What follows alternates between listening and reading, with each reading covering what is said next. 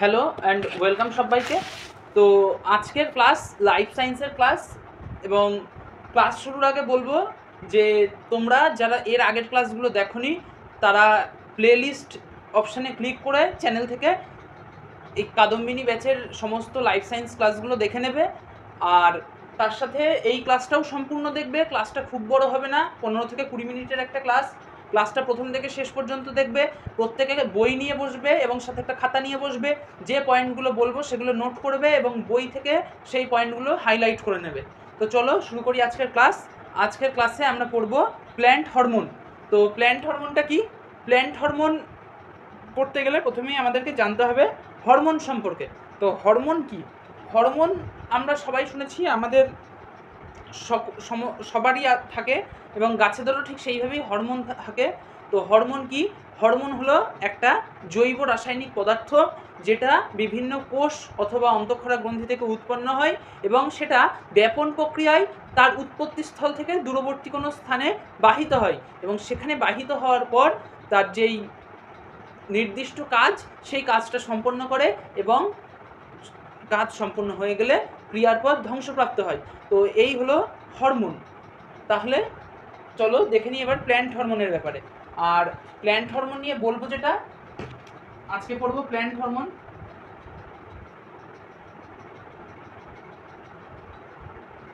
Plant hormone তো এই আজকের টপিক। সবাই ক্লাসটা দেখবে, ক্লাসটাকে অবশ্যই লাইক করবে, অন্যান্য বন্ধুবান্ধবের কাছে শেয়ার করবে এবং যারা চ্যানেল সাবস্ক্রাইব করেনি অবশ্যই চ্যানেল সাবস্ক্রাইব করবে। আর সবশেষে যেটা বলবো যে যারা ক্লাস নোট পেতে চাও এবং জিকে এবং ম্যাথ বইয়ের যে পিডিএফ সেটা পেতে চাও তার জন্যে ডেসক্রিপশনে দেওয়া হোয়াটসঅ্যাপ গ্রুপের লিঙ্ক ক্লিক করে জয়েন হয়ে যাও। তো চলো শুরু করি আজকের ক্লাস। তো এবার আমরা পড়বো প্ল্যান্ট হরমোনের প্রথম হরমোন অক্সিন হরমোনের সম্পর্কে। তো এই অক্সিন হরমোন নিয়ে প্রথমেই যেটা বলবো যে এই অক্সিন হরমোন হলো প্রথম আবিষ্কৃত হরমোন। পরীক্ষায় প্রশ্ন দেয় যে প্রথম কোন উদ্ভিদ হরমোন আবিষ্কার হয়, তো সঠিক উত্তর এই অক্সিন। আমি এখানে ইংলিশে লিখছি, তোমাদের ক্লাস 10-এর যে যারা বাংলা মিডিয়ামে আছো তারা বাংলা বই দেখবে একই লেখা আছে, শুধু আমার এখানে ইংলিশে লেখা। তো প্রথমেই যেটা বলবো এটা হলো ফার্স্ট প্ল্যান্ট হরমোন এবং এটা হলো নাইট্রোজেন যুক্ত হরমোন, N2 কন্টেনিং হরমোন। এবং এই হরমোনের সংকেত কি? এর রাসায়নিক সংকেত C10H9O2N। তাহলে এটা হলো একটা নাইট্রোজেন যুক্ত উদ্ভিদ হরমোন। এটা খেয়াল রাখবে যে অক্সিন কিন্তু নাইট্রোজেন যুক্ত। এরপর যেটা আসবো যে এর আসল যেই নাম সেটা হলো ইন্ডোল অ্যাসিটিক অ্যাসিড। এটাকে শর্ট ফর্মে লেখা হয় IAA। এই ইন্ডোল অ্যাসিটিক অ্যাসিড এই হরমোনের আরেক নাম। এবার আমি এই হরমোনের কিছু কাজ সেটা বলে দেবো, সেই কাজগুলো তোমরা খাতায় নোট করে নাও অথবা বই থেকে পড়ে নেবে। তো প্রথম কাজ কি? এই অক্সিন হরমোনের জন্য অগ্রস্ত প্রকটতা ঘটে। এই অক্সিনের জন্য কি ঘটে? অক্সিনের জন্য ঘটে অগ্রস্ত প্রকটতা। অগ্রস্ত প্রকটতা। এই অগ্রস্ত প্রকটতা কি? এই অগ্রস্ত প্রকটতা বলতে একটা গাছের অগ্র মুকুল যখন উপস্থিত থাকে তখন সেই গাছের কাক্ষিক মুকুলের বৃদ্ধি বাধাপ্রাপ্ত হয়। এবার সেই কাক্ষিক মুকুলের বৃদ্ধি যখন বাধাপ্রাপ্ত হচ্ছে তখন যদি আমরা অগ্র মুকুলটা কেটে বাদ দিই তখন যে কাক্ষিক মুকুল সেখান থেকে নতুন শাখাযুক্ত ডাল সৃষ্টি হয়। তো এই অগ্রস্ত প্রকটতা ঘটাতে সাহায্য করে এই অক্সিন হরমোন। এছাড়া এই অক্সিন হরমোনের কাজ কি? এই অক্সিন হরমোন ট্রপিক চলন নিয়ন্ত্রণ করে। এই অক্সিন হরমোন ট্রপিক চলন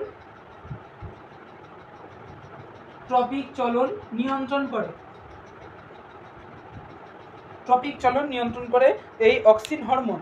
এছাড়া এই হরমোনের আরেকটা কাজ আছে, এই অক্সিন হরমোনের আরেকটা কাজ উদ্ভিদ কোষ বিভাজনে সাহায্য করে এই অক্সিন হরমোন।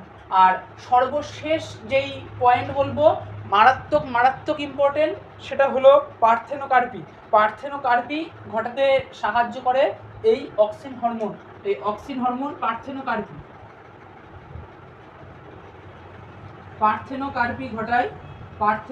ঘটায় এই অক্সিন হরমোন। পার্থেনোকার্পি কি? পার্থেনোকার্পি বলতে বোঝায় বীজবিহীন ফল উৎপাদন। বীজবিহীন ফল উৎপাদনকে বলা হয় পার্থেনোকার্পি।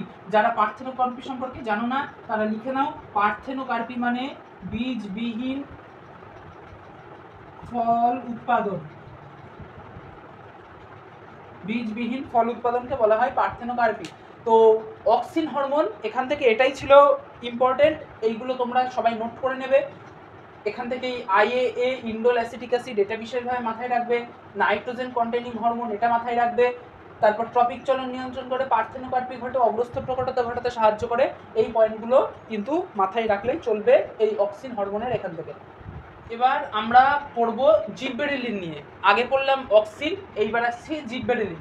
তো জিববেরেলিন নিয়ে প্রথমেই যেটা মাথায় রাখতে হবে যে জিববেরেলিন হলো নাইট্রোজেনবিহীন, জিববেরেলিন হলো নাইট্রোজেনবিহীন হরমোন।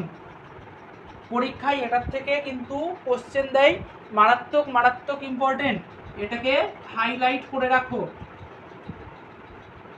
হাইলাইট করে রাখো, মারাত্মক মারাত্মক ইম্পর্টেন্ট। যে নাইট্রোজেনবিহীন উদ্ভিদ হরমোন কোনটি, সেটা হলো জিববেরেলিন। এই জিববেরেলিন আবিষ্কার করেন কে? বিজ্ঞানী কুরোসাওয়া এই জিববেরেলিন হরমোন প্রথম আবিষ্কার করেন। এবং কিসে প্রথমে এই জিববেরেলিন হরমোন পান? তিনি পান জিববেরেল্লা ফুজিকোরাইতে, তিনি প্রথম এই জিববেরেলিন হরমোন দেখতে পান। তাহলে এই গেল বেসিক ইনফরমেশান। আর যেটা বলবো, যেই হরমোনের যেই সংকেতগুলো সেগুলো কিন্তু মাথায় রাখবে। এই জিবরেলিনের রাসায়নিক সংকেত C19H22O6, C19H22O6 এবং এর যে কেমিক্যাল নেম সেটা হলো জিববেরেলিক অ্যাসিড। আগেরটা ছিল IAA ইন্ডোল অ্যাসিটিক অ্যাসিড, ঠিক সেরকমই জিববেরেলিনটা হলো জিববেরেলিক অ্যাসিড। এর কাজ কি? এর কাজ হলো ফলের বৃদ্ধিতে সাহায্য করে। জিবরেলিন হরমোন ফলের বৃদ্ধিতে সাহায্য করে এবং বীজ ও মুকুলের সুপ্তাবস্থা ভঙ্গতে সাহায্য করে এই জিবরেলিন হরমোন। তাহলে জিবরেলিন নিয়ে কি বললাম? জিবরেলিন হলো নাইট্রোজেন বিহীন উদ্ভিদ হরমোন, যার রাসায়নিক সংকেত C19H22O6 এবং এর কেমিক্যাল নেম জিবরেলিক অ্যাসিড। এটা প্রথম আবিষ্কার করেন বিজ্ঞানী কুরোসাওয়া এবং কিসে আবিষ্কার করেন? জিববেরেল্লা ফুজিকোরাইতে প্রথম আবিষ্কার করেন। আর এর কাজ কি? এর কাজ হলো ফলের বৃদ্ধিতে সাহায্য করা এবং বীজ ও মুকুলের সুপ্তাবস্থা ভঙ্গ করতে সাহায্য করে জিববেরেলিন হরমোন। আর এটাকে সবাই ভালো করে নোট করে নেবে, বইতে হাইলাইট করে নেবে, জিববেরেলিন নাইট্রোজেনবিহীন হরমোন। যারা এই পর্যন্ত ক্লাস দেখছো, ক্লাসটাকে অবশ্যই লাইক করো এবং অন্যান্য বন্ধুদের মাঝে শেয়ার করো। আর যারা এখনও গ্রুপে জয়েন হয়নি তারা অবশ্যই গ্রুপে জয়েন হয়ে যাও। এই গেল জিবরেলিনের ব্যাপার। এবার আমরা পড়বো সাইটোকাইনিন উদ্ভিদ হরমোনের ব্যাপারে। এবার পড়বো সাইটোকাইনিন নিয়ে। তো সাইটোকাইনিন নিয়েও যেটা বলার, যে সাইটোকাইনিন হলো নাইট্রোজেন যুক্ত। দেখো এখানে নাইট্রোজেন আছে N5, এখানে আছে N5, এখানে আছে N5, এখানে আছে নাইট্রোজেন। তাহলে প্রথমেই যেটা দেখতে পাচ্ছি কি? প্রথমেই দেখতে পাচ্ছি এটা হলো নাইট্রোজেন যুক্ত, এটা হলো নাইট্রোজেন যুক্ত উদ্ভিদ হরমোন এবং এর কেমিক্যাল নাম কি? এর নাম হলো কাইনিন। তো এই হলো প্ল্যান্ট যে হরমোনের সাইটোকাইনিন এই নিয়ে। আর এর কাজ কি? এর কাজ হলো কোষ বিভাজনে সাহায্য করে, কোষ বিভাজনে সাহায্য করে কিন্তু এই সাইটোকাইনিন। এছাড়া কি? অগ্রস্থ প্রকটতায় বাধা সৃষ্টি করে, অগ্রস্থ প্রকটতায় বাধা সৃষ্টি করে কিন্তু তোমাদের এই সাইটোকাইনিন হরমোন। এছাড়া এর কি কাজ আছে? এই সাইটোকাইনিন পত্রমোচন বিলম্বিত করে, এই সাইটোকাইনিন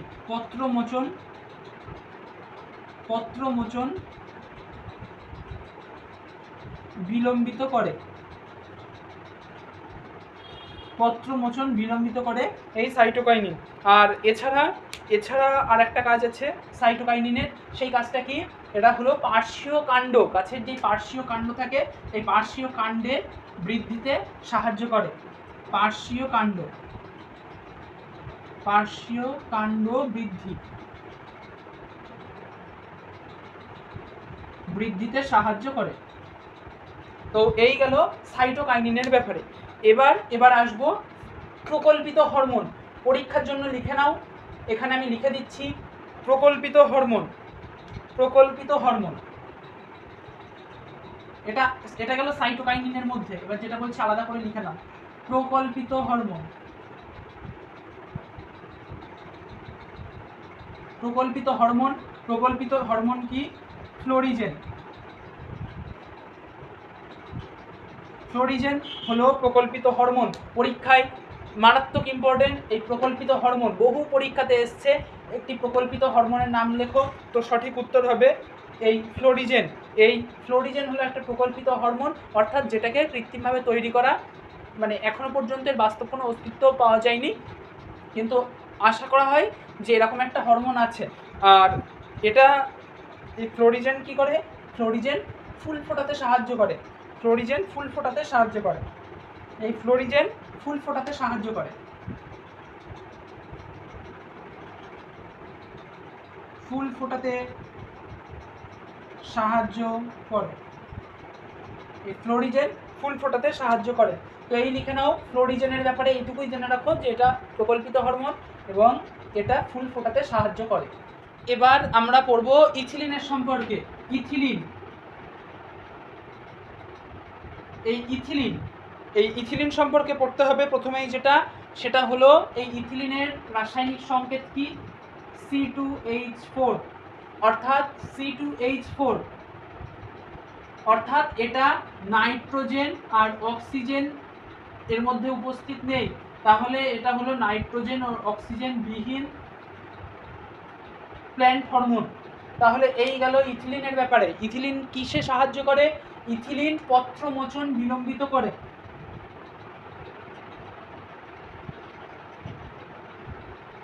ইথিলিন পত্রমোচন বিলম্বিত করে। আর আমাদের তোমাদের যাদের গ্রামের দিকে বাড়ি, তারা জানো বেশ কিছু বছর আগে কলা পাকানোর জন্য সারের দোকান থেকে একটা ছোট্ট কেমিক্যাল নিয়ে আসা হতো, যাকে বলা হয় গ্রামের ভাষায় কলা পাকানো গ্যাস। তো এই কলা পাকানো গ্যাসটাই হলো ইথিলিন, যেটা আমাদের কেমিক্যাল ইথিলিন আমাদের শরীরের জন্য মারাত্মক ক্ষতিকর। তো এখন ওটা সরকার ব্যান করে দিয়েছে খুব সম্ভবত, আমি ঠিক জানি না। এখন আমাদের যেখানে বাড়ি এখানে কিন্তু এই কলা পাকানো গ্যাস অর্থাৎ এই ইথিলিন কিন্তু পাওয়া যায় না। তো এই ইথিলিন হরমোন ফল পাকাতে সাহায্য করে। এই ইথিলিন হরমোন ফল পাকাতে সাহায্য করে। ফল পাকাতে সাহায্য করে এই ইথিলিন হরমোন। আর এইটুকু জেনে রাখলেই হবে ইথিলিন সম্পর্কে। এটা জেনে রাখবে যে এই ইথিলিন হলো একটা গ্যাসীয় হরমোন। ইথিলিন হলো একটা গ্যাসীয় হরমোন।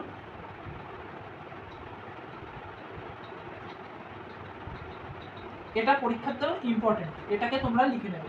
তাহলে প্রকল্পিত হরমোন কোনটা? প্রকল্পিত হরমোন ফ্লোরিজেন, আর ইথিলিন হলো একটা গ্যাসীয় হরমোন। তো এইটুকু জেনে রাখলে মোটামুটি প্ল্যান্ট হরমোন থেকে হবে। এছাড়া আমি লাস্টে আর কিছু তথ্য দিয়ে দেবো, এগুলোকে অবশ্যই নোট করে নেবে। যারা এটা লেখনি তারা একটু রিভার্সে গিয়ে লিখে নেবে, আমি ভুল করে মুছে দিয়েছি। তো এখানে কিছু লিখে দেবো, সেইগুলো লিখে নাও। তো প্রথমেই যেটা বলবো যে আগাছা দূরীকরণে সাহায্য করে।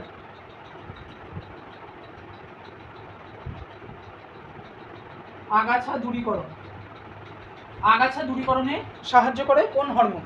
তো এই ব্যাপারে আরেকটা যেটা বলতে হয় যে কৃত্রিম হরমোনের ব্যাপারে। কৃত্রিম হরমোন কি?